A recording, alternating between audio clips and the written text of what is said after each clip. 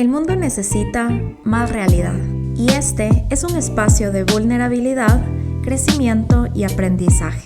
Bienvenida a Imperfecta Podcast con tu host, Rafaela Mora. Mis bebecitos, hello, bienvenidos a un nuevo episodio de Imperfecta Podcast. Bueno, hoy quería hablar de un tema. Necesito hacer una serie sobre esto. En realidad no sé cuánto tiempo va a durar este episodio. No sé si hay una segunda parte. En realidad dije voy a fluir y voy a contar a profundidad y a detalle. Más que la historia de mi divorcio, quiero hablar sobre el divorcio, porque me pasa muy seguido. Cada vez que yo abro una caja de texto en mi Instagram, de la nada, como que tengo muchas preguntas relacionadas con relaciones, al desamor, a breakups, al divorcio. Siento que tal vez muchas mujeres todavía necesitan escuchar esta historia y pensándolo bien, creo que nunca hablé a detalle de todo, como que creo que 2 años después, porque qué loco cómo pasa el tiempo de la nada, 2 años después, sigo viviendo, diría como secuelas, entre comillas, relacionadas con esta decisión muy importante que tomé en mi vida. Y por más de que yo quiera, de cierta manera, sé que en algún episodio yo dije como que ya no voy a hablar más del tema y se cerró este tema. Decidí que no es así porque creo que es parte de mi historia, es parte de mi vida. Quiero hacerle honor a mi historia, como lo repetí en algún episodio. Y creo que es parte de mi vida, creo que es parte de la persona que soy hoy, creo que es parte de mi personalidad actual. Y es muy importante visibilizar estas cosas porque sé que muchas mujeres más se divorciarán a lo largo de la vida. Y creo que este es mi grano de arena para contarles cómo se siente. Quiero empezar diciendo una cosa y es que mi divorcio fue el divorcio más ligero que pude haber tenido y que creo que muchas mujeres pudieron haber tenido, comparado con el que muchas mujeres podrían tener. A eso me refiero. A ver, la historia de mi divorcio fue muy ligera, fue entre comillas, obviamente no le quita que haya sido muy difícil en ciertos momentos, pero yo no tuve que involucrar abogados, lo mío fue muy ligero, todo se decidió de la manera más justa. A lo largo de todo este tiempo yo he tenido amigas que han vivido divorcios y yo he visto divorcios de miedo en los que las personas terminan sin hablarse, odiándose, en los que ciertas personas piden cosas que no les corresponden, medio injustos de cierta manera, con mucho dolor de por medio. He tenido amigas que se han divorciado con hijos, que no es mi caso, entonces voy a contar esta historia, pero quería dar este como detalle previo porque creo que no es lo mismo atravesar un divorcio cuando todo se convierte en guerra. No puedo hablar desde ese lado, ¿ok? Entonces quería hablar el antes, porque creo que todo tiene un antes. Y yo creo que quiero hablar un poco del divorcio de mis papás, porque creo que cuando tú creces con papás divorciados, de cierta manera tú ves al divorcio como algo bastante normalizado, ¿ya? Yo no sé lo que se siente tener papás casados 40 años, como muchas de mis amigas que siguen juntos, que por más de que no tengan un matrimonio perfecto, porque de esto ya hemos hablado, no hay una relación perfecta, pero yo no sé lo que se siente tener a papás juntos, como que yo viví el divorcio de mis papás cuando yo tenía 5 años y dentro de todo cuando yo pienso en ellos, no me acuerdo, no tengo muchos recuerdos de ellos juntos, sino que son bastante escasos y de hecho siento que de cierta manera me los imagino más separados que juntos, pero de cierta manera cuando tú creces con papás divorciados, ves el divorcio como una posibilidad, ¿ya? Yo creo que la manera en la que yo vi el divorcio o la palabra divorcio es como esta vía de escape a un lugar en el que no quieres estar, como el decir, ok, tratamos de que las cosas funcionen, pero por X razón las cosas no funcionaron y es válido, creo que es válido. Yo no crecí en una casa súper religiosa en la que el divorcio era un pecado. No crecí en un lugar en el que estar divorciado era satanizado y de hecho es chistoso porque ahora que analizo mucho como mi linaje y analizo mucho a mi historia como antigua, de hecho la mayoría de las mujeres alrededor mío, empezando por mi abuela, mi mamá y yo, las tres vivimos un divorcio y creo que te marca cómo creces cuando tú normalizas esto. Yo no quiero decir que yo no creo en el matrimonio hasta viejitos, no, creo que una parte de mí quiere creer en eso porque soy una persona sumamente romántica.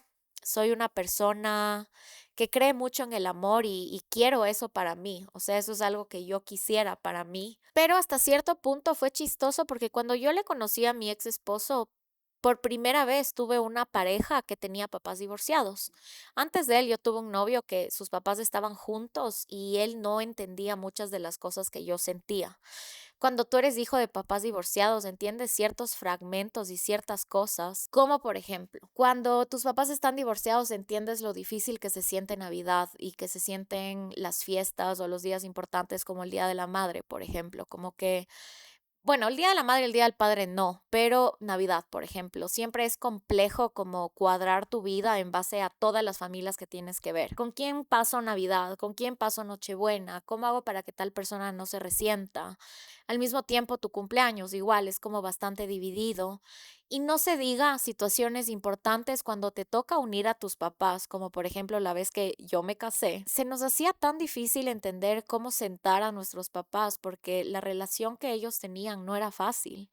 Entonces siento que es un lenguaje que solo hijos de papás divorciados pueden entender y es esta sensación de que a veces las cosas se sienten incómodas y por más de que digas como es su problema, yo no quiero como dejar que esto me afecte a mí, de cierta manera sí puede afectarte, porque creo que creces de una manera diferente y de cierta manera yo hablo en mi caso y el caso de las personas que tuve a mi alrededor que crecieron con papás divorciados, creces en un ambiente un poquito más inestable de cierta manera. En mi caso, voy a hablar de este tema. Yo creo que cada vez que yo me peleaba con uno de los dos, yo huía donde el otro. Entonces era como que yo nunca tuve que enfrentar la incomodidad de estar con alguien en tu casa con el que no quieres estar y solo aguantarte porque es tu casa, porque así funcionan las cosas, sino que cuando yo me peleaba con mi papá, me iba donde mi mamá. Cuando me peleaba con mi mamá, me iba donde mi papá y le hacía quedar al otro como el malo.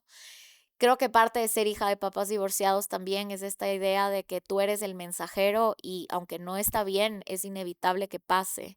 O sea, muchas veces mi mamá me decía, dile a tu papá que ya tiene que pagar el colegio o dile a tu papá tal y yo estaba en la mitad involucrada porque ellos no querían hablar. Entonces creo que de cierta manera el tener papás divorciados sí te moldea y sí te hace crecer de cierta manera. Y sobre todo, ¿cómo se diría? Como esta inestabilidad que tienes en tu hogar. Me he dado cuenta que a mí me afectó en mi adolescencia y en mi adultez, en el sentido de que como yo crecí en un ambiente inestable, cuando yo tenía estabilidad me aburría y creía que algo estaba mal y empezaba a autosabotearme y empezaba a yo generarme algún tipo de inestabilidad con el fin de volver a eso que se siente normal para mí. Fue todo un descubrimiento en mi vida cuando hice terapia y entendí todo esto porque solo creces de esa manera y no te das cuenta de como todas las maneras en las que te moldea el crecer con papás divorciados. Es chistoso porque yo dejé que el divorcio de mis papás me defina durante toda mi vida, pero cuando hice terapia, que fueron como dos o tres años seguidos, entendí muchas cosas de mí y lo primero que entendí que fue muy liberador fue que en realidad esa fue como una decisión que ellos tomaron que si bien a mí me afectó de cierta manera porque era como un daño colateral, por así decirlo, no era mi decisión. Yo no tenía la culpa de nada, porque a veces te queda esta culpabilidad de qué pude haber hecho yo, o será que yo hice algo, o será que faltó que haga algo. Creo que siempre cargas con ese peso, pero me di cuenta que no era mi culpa. Fue una decisión que tomaron mis papás y por ende como que no iba a dejar que esto me defina de por vida, sino que yo también tenía la oportunidad de crear mi vida. Y es chistoso porque cuando yo le conozco a mi ex esposo, encuentro a esta persona que entiende exactamente cómo se siente ser hijo de papás divorciados, tiene los mismos problemas que yo y una Rafa no terapiada empieza a pensar esto y esto lo dije en voz alta la primera sesión de terapia que tuve. Mi psicólogo me dice, ¿y por qué estás con él?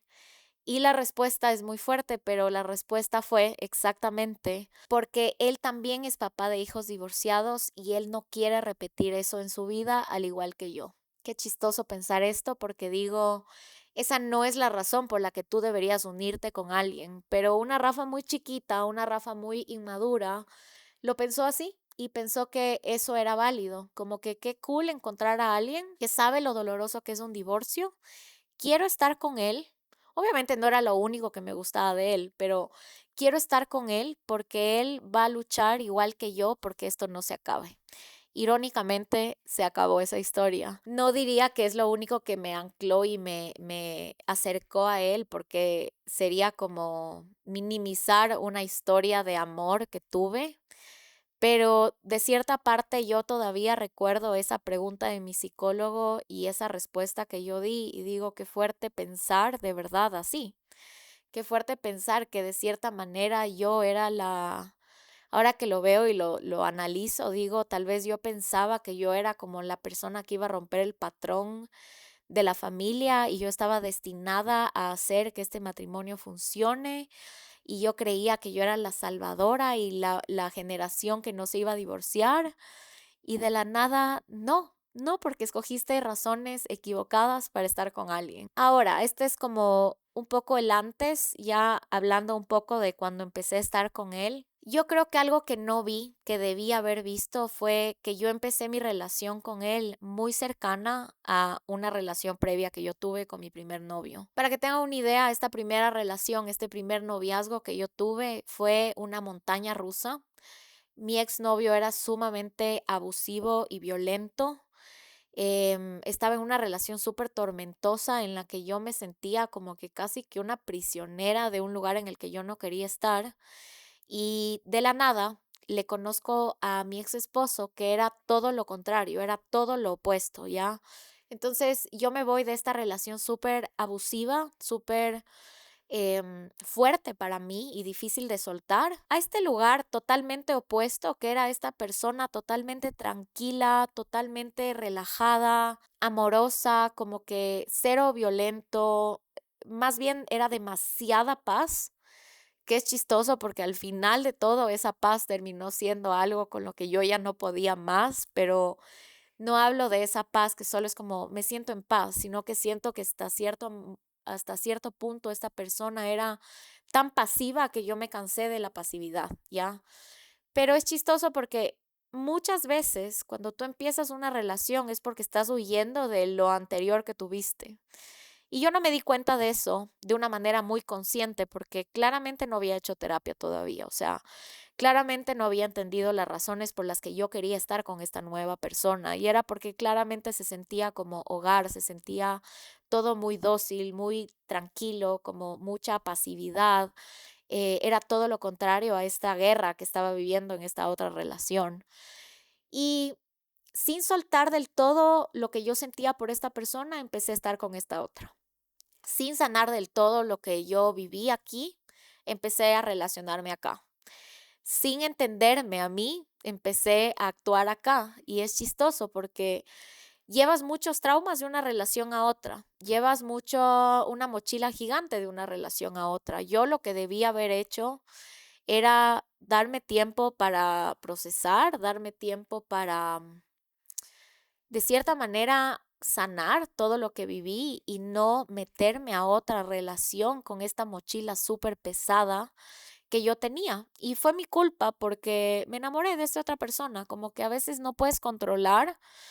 A veces yo de cierta manera agradezco porque si no fuera por esta otra persona, tal vez yo no hubiera visto lo mal que estaba todo aquí. Sí agradezco de cierta manera, pero sí siento que debía haberme dado meses para sanar, para hacer terapia. Nunca había hecho terapia, para entender qué tanto daño me hizo estar en esta relación en la que realmente sí viví mucho daño y sí siento que me cortaron muchas libertades que nunca lo sané en ese momento. Obviamente ya lo sané después, pero en ese momento no. Entonces, cuando tú te involucras de una relación sentimental, así de vulnerable, no sé, así de herida aún, como que literalmente heridas abiertas, no te vas a poder relacionar de una buena manera. La otra persona no va a entender tu manera de ser, porque no va a entender por qué a ti te duelen ciertas cosas, no va a entender por qué a ti te activan y te detonan ciertas cosas que él hace o que él dice.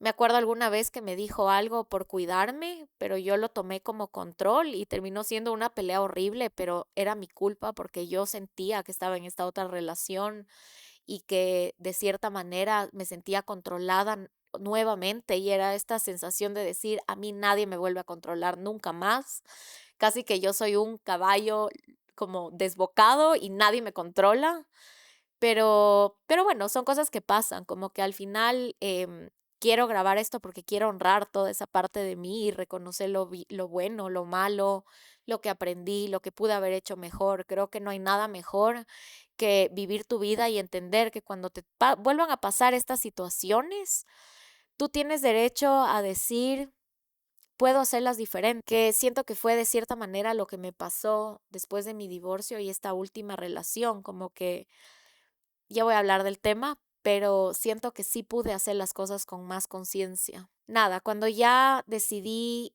tomar la decisión de casarme, quiero hablar desde qué energía yo tomé esta decisión. Yo tenía 24 años y yo creo que toda mi vida, así como hay mujeres que dicen yo quiero ser mamá desde niñas, así como mi sueño es ser mamá, oigan, mi sueño era casarme. O sea, yo soñaba con casarme. A mí me parecía demasiado hermoso la idea y creo que esto es algo que tenía que haber sanado y no me di cuenta, pero como yo nunca me sentí como que yo tenía un núcleo familiar, porque imagínense, mi núcleo familiar era o yo con mi mamá y que después se convirtió en yo con mi mamá, su esposo y mi medio hermano, que obviamente le amo como mi hermano, pero no me sentía parte de ese núcleo familiar.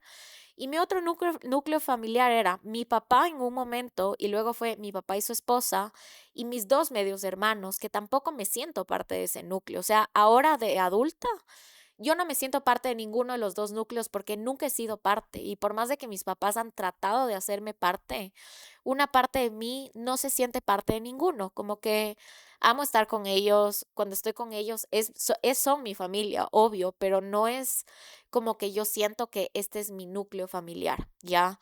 De hecho, ambos toman decisiones como familia en base a su núcleo. Ambas familias hacen viajes con su núcleo y yo siempre estaba en la mitad, ¿ya? Entonces yo creo que era esta necesidad de crear mi propio núcleo familiar que me hacía romantizar la idea de que quiero casarme. ¿Por qué? Porque iba a crear un núcleo por primera vez. Cuando yo tomo la decisión de casarme, no sé, una parte de mí se sintió sumamente realizada, pero una parte de mí era como que pudiste haber sido tú o cualquier otra persona. No porque no le haya querido a esta persona, pero yo creo que si hubiera estado en una relación con otra persona y me pedía matrimonio, yo hubiera sido como acepto, o sea, quiero, porque yo creo que nunca pensé en la idea del matrimonio como tal, sino en el casarme, como en el acto de casarse.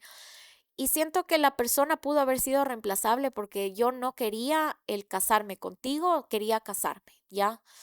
Y no quiero que malinterpreten esto como que qué mala, no. Yo estaba feliz, estaba enamorada, como que en ese momento yo me acuerdo la felicidad que sentía y era una felicidad que se desbordaba de mi cuerpo, o sea, era una felicidad casi que irreal, o sea, no puedo explicar el éxtasis que yo sentía, como que estaba demasiado feliz y era algo ya que se salía de mí, de mi control, como que no era una emoción normal, era una emoción sumamente desbordada. Tomé la decisión, para mi mamá fue muy difícil cuando yo tomé esta decisión, porque yo creo que ella se vio en mí y ella me quiso advertir lo difícil que es estar casada, lo difícil que es hacer pareja, lo difícil que es tomar una decisión que luego te puedas arrepentir. Y al principio ella no estaba feliz, pero yo decidí hacerlo porque era lo que quería. O sea, de hecho, no me arrepiento de haber tomado esta decisión porque digo, fui muy feliz.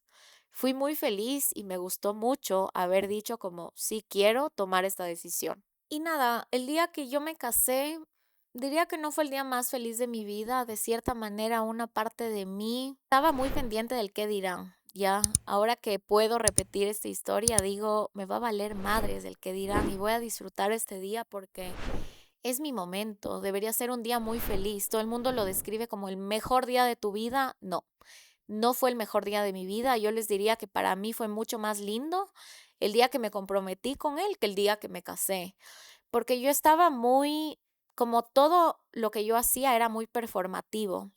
Quería replicar lo que yo había visto mil veces en una boda, como todo el protocolo, y yo solo me sentía como que estaba actuando, como que estaba en una película y yo era la persona responsable de como run this thing, ¿ya? Entonces, nada, ¿cómo es un matrimonio en Ecuador? Llegas a la iglesia, ojo, yo no me hubiera casado por la iglesia porque yo no soy católica. Desde ahí como que siento que para mí no representó como ese sentimiento de decir es el día más feliz de mi vida, me siento súper anclada con lo que estoy haciendo. No, para mí fue raro. Y obviamente respeto a la gente que es católica, no quiero que lo malinterpreten, cada uno cree lo que quiere y yo entiendo que para la gente que es católica el rito del matrimonio es algo sumamente especial, o sea, se siente hermoso y la gente que es creyente como que yo les he visto, hace poco estuve en el matrimonio de unos amigos y mi amigo tenía un cura específico que quería que le case porque para él representaba esto y fue muy emotivo, pero para mí no, porque yo no soy católica. Entonces, para que te hagan una idea cómo es un matrimonio en Quito, digamos que empieza la boda, entra el novio, entra la novia, se casan, salen, la foto. Luego vas al lugar donde te vas a casar, si es diferente a la iglesia. Los novios se van a tomar fotos, todo el mundo está en un cóctel. Luego todos los invitados se sientan y los novios entran feliz a este lugar con una canción especial. Luego hay discursos y luego hay el almuerzo y luego hay el primer baile de la novia con su papá y luego el primer baile de la novia con su esposo y luego empieza la fiesta y luego hay como esta hora loca y eso es una boda, resumiéndoles. Y yo solo veía cada uno de estos pasos que iban pasando y yo me sentía como que yo no existía, ¿ya? Era como que mi cuerpo estaba ahí, pero mi cabeza no estaba conectando que yo era la persona que se estaba casando. Fue un día muy raro para mí. No le atribuyo esto a mi ex esposo, simplemente creo que yo estaba tratando de ser, como digo, muy performativa y no estaba conectando con lo que todo esto representaba para mí, sino quería que todo esto salga perfecto y estaba en otro lado, como que yo creo que también era la adrenalina que me tenía como disociada totalmente. Hasta que al final de la boda dije, estoy cansada, como ya no puedo más, estaba súper sobreestimulada y decidimos irnos. Nada, eso fue el día de mi boda y luego empezó un matrimonio normal. Si te casas, empieza un matrimonio. Esto es algo que yo no había concientizado y es porque había romantizado tanto el acto de casarme que no me había dado cuenta que ahora tienes tu vida real. Ahora tu vida real es, estás casada con alguien, viven bajo el mismo techo, comparten decisiones, comparten economía, se hablan de cosas difíciles, se suman las familias políticas y de la nada es este despertar de decir, estoy aquí, esto era lo que quería, pero esto no es lo que yo me imaginaba. Nadie me contó lo difícil que es. Y en verdad creo que nadie te explica lo difícil que es estar casado. O sea, ahora que tomé la decisión de vivir con mi novio antes de casarme, les podría decir, vivir se asemeja mucho a estar casado, pero no es lo mismo. Cuando tú te casas, tú de cierta manera, es lo que decía en algún otro episodio, como que cuando tú estás soltero, pero conviviendo con alguien, siempre hay una ventana abierta. Esa ventana es una escapatoria para cualquiera de los dos. Y si alguien no quiere estar en la relación, es muy fácil empacar tus cosas e ir. Duele mucho, sí. Tengo amigas que han terminado sus relaciones después de vivir con sus novios y todas me han dicho, siento que es un divorcio. Yo les digo, no se siente exactamente igual porque el divorcio engloba mucho más, pero sí es casi como un divorcio. Al igual que vivir juntos es casi como un matrimonio. Y cuando tú te casas, esa ventana se cierra y de la nada no hay esa escapatoria. O sea, es posible divorciarte, sí es, pero nadie quiere llegar a eso. Nadie se casa pensando en que, ok, si nos va mal me divorcio. No, porque no es lo ideal, porque creces en una sociedad en la que el divorcio está mal visto. Las personas que se divorcian son vistas como personas inestables, como personas que no pudieron sostener una relación, como personas que ya estuvieron manchadas de cierta manera y ya no son como una hoja en blanco que puede empezar todo de cero, sino que tienes un bagaje. Peor aún si tienes un hijo de ese matrimonio. Yo no tenía un hijo. Y de la nada, cualquier problema que tengas, cualquier cosa que haya que enfrentar, es como que realmente tenemos que solucionar esto, porque tú y yo nos vamos a morir casi que cogidos de la mano y yo no voy a soportar esto por el resto de mi vida. Y ahí es cuando se puede volver caótico, porque realmente conoces a una persona. Pueden pasar mil cosas en la mitad. A ver, ¿qué he visto yo de cosas muy comunes, de los divorcios que yo experimenté de parte de mis amigas, de mi familia, de personas que yo he visto a lo largo de estos 2 años divorciarse? Creo que un divorcio se causa porque ya no hay una compatibilidad que alguna vez hubo. Ya, creo que ese es el resumen que yo tengo. Y esta compatibilidad se puede dar por diferentes cosas. O uno de los dos cambió y quiere algo diferente. Uno de los dos puede que esté estancado y no entiende a la otra persona que quiere algo diferente. Puede que uno de los dos haya vivido algo difícil, traumático y cambió y ahora ve la vida diferente y la otra persona no está viendo las cosas bajo el mismo lente. Puede que haya una desconexión a raíz de esta compatibilidad que lleve a alguna de las personas a ser infiel. Como que he visto de todo, pero puedo resumir que es porque ya no somos compatibles y porque los dos tomamos caminos diferentes sin darnos cuenta. Porque tal vez fueron cosas muy pequeñas que tú hiciste en tu día a día que te llevó a separarte. O sea, desde dejar de decirte buenas noches y darte un beso todas las noches, dejar de abrazarte, dejar de compartir tiempo, dejar de admirar a tu pareja. Tal vez la rutina les comió y la una persona empezó a meterse en cosas que tú dices como, ya no me interesas, o sea, ya no me gusta cómo eres. Puede pasar de todo, como que creo que tiene muchos matices, pero viéndolo desde afuera y comparando, es esto, como que dos personas crecieron diferentes y ya no encontraron la manera de regresar, porque una vez que estás acá, es muy difícil volver al centro y decir, volvámonos a encontrar.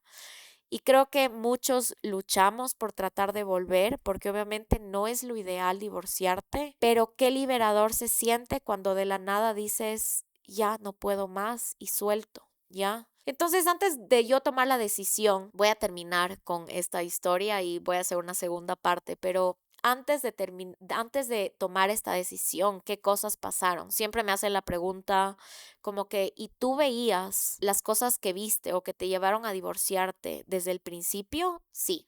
Sí las veía. El problema es que cuando tú estás enamorado, romantizas todo y crees que puedes con todo y crees que puedes cambiar a la otra persona. Todas las cosas que llevaron a que mi matrimonio se termine eran cosas que existían desde casi que el día cero de mi relación. Pero como les dije, al principio estás tan enamorado que no ves las cosas que pueden ser como red flags, solo dejas que pase porque es más fácil no resolver y seguir que resolver o posiblemente terminar una relación si crees que es un problema que va a ser muy fuerte y tú no vas a poder sostener ese problema más adelante. Creo que es, de cierta manera, si podría darme un consejo, para empezar es vive primero con una persona antes de casarte. Esto es algo que yo creo. Si tú no crees en eso está muy bien, pero yo creo que no hay manera que le hubiera dicho que sí al Alberto de casarme con él si no hubiera vivido todo este año con él, que es como año y medio ya de conocerle a profundidad, entender todo de él, entender lo que me gusta, lo que no me gusta. Claro que veo en él cosas que no me gustan, claro que veo en él cosas que diría, esto podría ser un problema futuro. Sí, sí las veo porque todos tenemos esos problemas, pero son problemas que yo digo, puedo manejar esto. Esto no es el fin del mundo. Como mi mamá me dijo alguna vez, hay problemas de forma o de fondo. Problemas de forma son estos problemas que tú puedes moldear de cierta manera. Es solucionable. Los problemas de fondo son esas cosas que están muy arraigadas en una persona, como por ejemplo, es violento, es alcohólico, no sé, es adicto a algo. Eso es un problema de fondo. Si tu problema de fondo es una de estas tres, ten cuidado porque va a ser muy difícil que tú puedas sostener esa relación, pero muchas veces crees que puedes. Y los problemas de forma son cosas como problemas que tengo con el Alberto, por ejemplo. Muchas veces él y yo hacemos planes sin consultar al otro y luego de la nada es como que estamos aproblemados porque tú decidiste esto, pero yo no quería. Ok, es un problema de forma. Hemos tenido muchas veces este problema, pero ok. Él se olvida de cosas que alguna vez me dijo que iba a hacer. Ok, no es tan grave como acuérdate de las cosas. O sea, siento que son problemas que digo, los puedo manejar, los puedo hablar, los puedo decir en voz alta y todo va a estar bien. No es un problema de fondo como el que tuve en mi primera relación, realmente era difícil. El problema de fondo de mi relación pasada no lo quiero decir en voz alta porque no quiero exponer a la otra persona, pero era un problema bastante grave que yo creo que ahora para mí entiendo y digo es bastante importante esto también. Entonces, creo que tienes que ponerte a pensar en eso, tienes que vivir con la persona para realmente entender esto y saber si estás dispuesto a sobrellevar eso, porque nadie es perfecto. No vas a encontrar una sola persona que tenga todo lo que tú quieras y no tenga ni una cosa que tú digas no me gusta o me molesta cuando haces esto. Todos tienen algo, todos tenemos algo que le puede molestar al otro, ¿me explico? Sí, sí veía estos problemas antes, pero como les dije, decidí obviar. Y una vez casada, te das cuenta de todo y de la nada yo empecé a sentirme como que me ahogaba. O sea, les juro que yo ni bien me casé, empecé a sentir que estaba como en una jaula de vidrio que se estaba llenando de agua y yo eventualmente me iba a ahogar. Eso es lo que yo siento. Y no lo quiero hacer sonar como victimismo, no lo quiero hacer sonar como que todo fue malo, no. Él y yo éramos mejores amigos. Yo le tengo un cariño enorme. La pandemia, que pudo haber sido un momento de pánico, realmente fue un momento súper llevadero, pero habían cosas que eran muy difíciles y que yo estaba aceptando en mi vida como si fuera parte de mi vida. Y de cierta manera, en un punto dije, ya no puedo más con esto porque quiero ser feliz. Dentro de todo, me acuerdo alguna vez que tuve una conversación con una amiga y yo le decía, oye, todo esto está pasando en mi matrimonio, pero le amo. Y ella me dijo, no le vas a dejar de amar en mucho tiempo, pero tienes que pensar si la vida que tienes con él es feliz. Y es verdad, o sea, el amor creo que es lo último que se acaba. Si me preguntan si le tengo cariño a él, le sigo teniendo cariño, obvio. Obvio que le tengo cariño, como que el cariño no se fue. Creo que ni así me hubiera cuerneado, el cariño se hubiera ido de un día para el otro, ¿me explico? Porque el amor es lo último que se va. Entonces, muchas veces por amor nos quedamos en lugares y no nos damos cuenta que queremos algo diferente y tal vez llega un punto en el que tocas fondo, tienes que tomar una decisión. En este caso, yo tomé esta decisión cuando cumplí 30 años y de la nada dije, ¿quiero tener hijos? Sí. ¿Quiero tener hijos con él? No. ¿Cuánto tiempo tengo para tener hijos? Digamos biológicamente hasta los 40, pero no es lo ideal. Tengo 10 años, lo que significa que no tengo tiempo para perder. Tengo que salir de aquí. Y estoy minimizándolo y estoy resumiendo a pocas palabras, pero quiero que sepan que uno siempre va a agotar todos los recursos. Y si estás en este momento en el que estás pensando que quieres salir de esa relación, quiero que te preguntes algo y creo que lo más importante es, ¿estás dispuesta a agotar todos los recursos? ¿Estás dispuesta a hacer todo por sostener esto? ¿Sí o no? Y la otra cosa es, ¿la otra persona está dispuesta a agotar todos los recursos y la otra persona está dispuesta a hacer todo por sobrellevar esto? ¿Sí o no? Si los dos están en la misma página, yo creo que hay un 60-70% de probabilidad de que todo pueda resolverse, pero si uno de los dos no está viendo el problema o no quiere cambiar o no ve las cosas como un problema y tú te sientes solo ahí como diciendo, mírame, escúchame, no estás viendo esto, estás en un... Estás contra la espada de la pared, prácticamente. Creo que si la otra persona no se da cuenta del problema y no está dispuesto a hacer nada, hay un 20% de probabilidades que tu matrimonio salga adelante. Lo que yo puedo darme como recomendación y darte como recomendación a ti, creo que nunca he dado recomendaciones en mi podcast, pero me las piden tanto que ahorita me estoy como tomando a pecho esto. Mi recomendación es agota todos los recursos, agota todo, haz todo, dalo todo. olvídate del ego, olvídate del resentimiento que le tienes a la otra persona, porque sé que estás en un punto en el que hay mucho resentimiento de muchas cosas.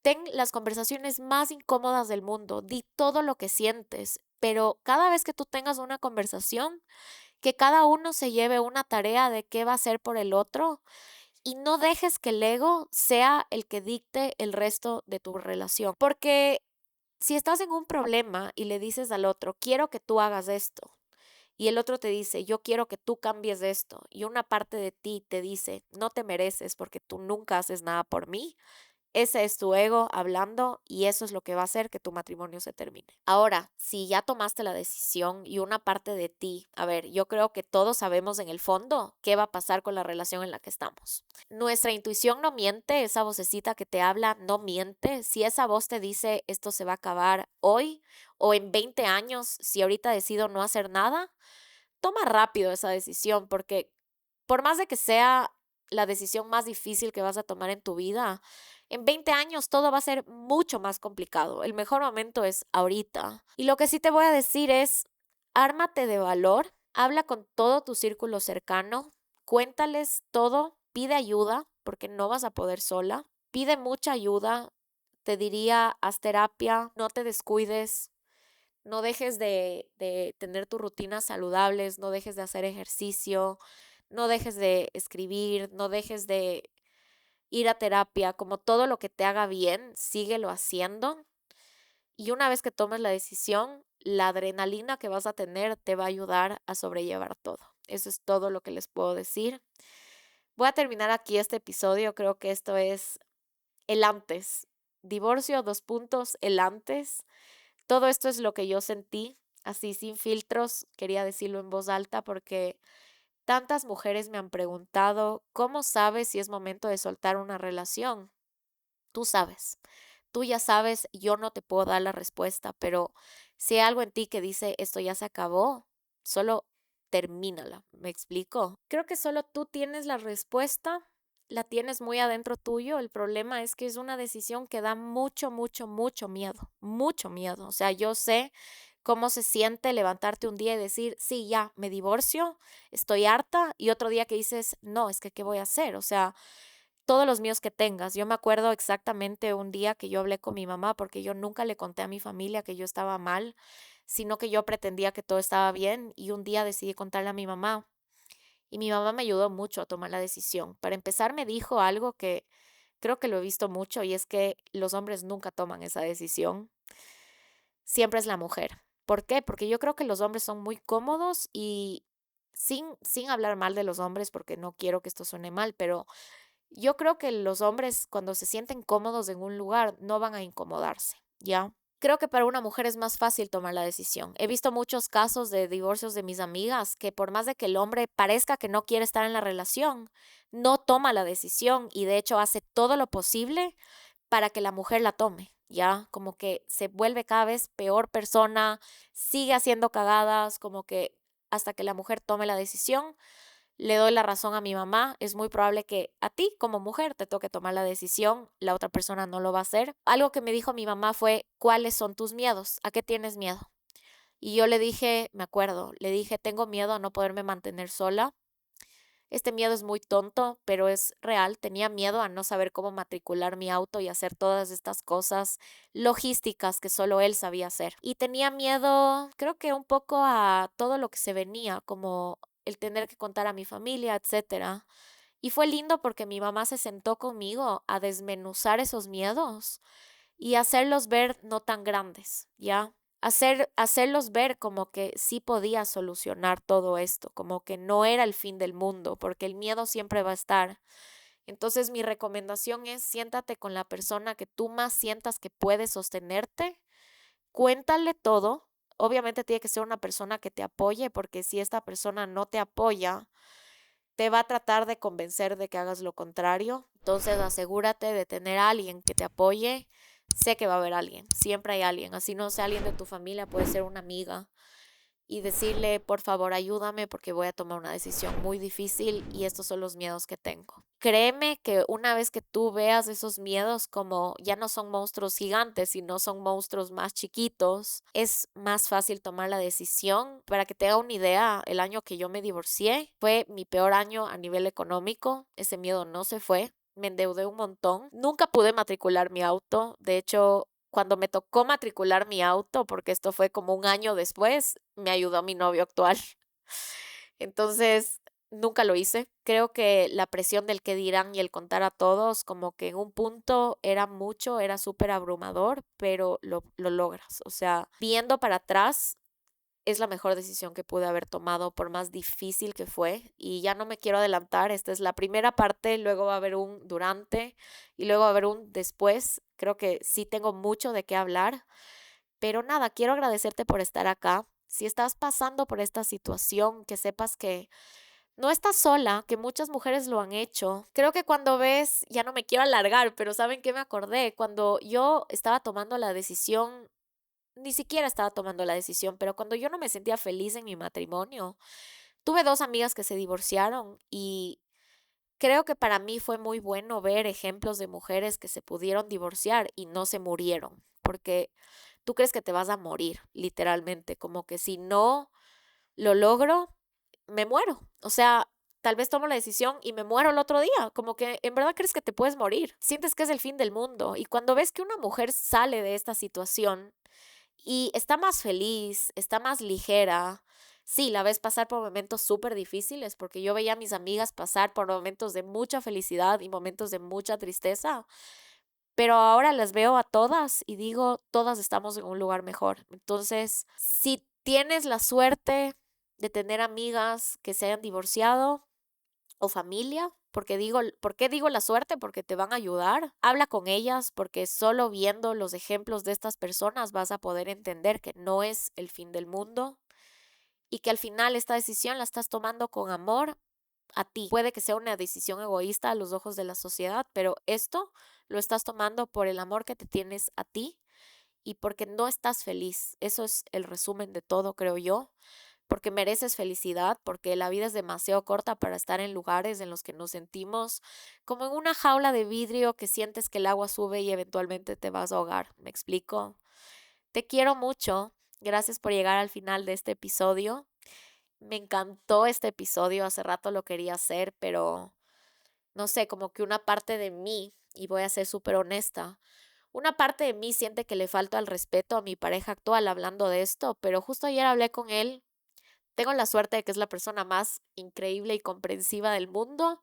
Y le dije, voy a hacer este episodio y él estaba tan tranquilo que dije, ¿por qué me armo películas en mi cabeza? Como que no le estoy respetando, estoy contando algo de mi historia y la otra persona entiende esto y eso hace que yo ame estar con él. Entonces, eso, bebés. Gracias por llegar al final de este episodio. Si te gustó, por favor, compártelo con alguien. Y realmente, si escuchas este episodio y sabes que alguien está pasando por esto, compártele esta serie porque quiero hablar de todo sin filtros para que tengas alguien que te acompañe durante este proceso, que no va a ser nada fácil, pero sé que vas a poder hacerlo. Te mando muchos, muchos besos y ya nos vemos la siguiente semana en el Imperfecta Podcast. Bye, bebés.